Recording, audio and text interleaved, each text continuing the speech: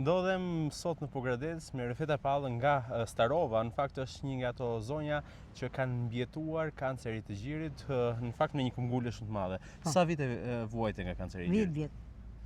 U trajtove në? U trajtova në onkologji. Në Tiranë? Tiranë. Si ishte momenti i parë? Po si zakonisht nuk e kisha problem se çfarë do ndodhi, çfarë do fare. Kisha graduar në zero. Nuk kisha frikë asnjëherë? Fare.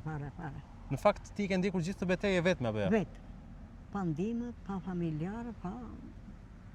Kjo ishte pjesa që më shqetësonte, pa jo se kisha frikë.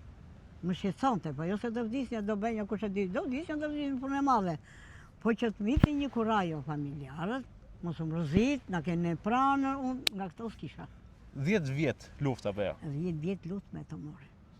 Sot cili është mesazhi që i jep të rejave? Sot i jap mesazh të rejave, nena, motra, gjithë që janë në Republikën e Shqipërisë të kujdesen për vete, të bëjnë kontrollin sa më parë. Mos keni frikë fare. Shumë Se faleminderit. duke mos e kontrolluar, duke qenë se thotë që unë jam në rregull dhe s'kam gjë, mund të ndodhi, mund të jetë dhe do ketë pasoja probleme vetë trupi.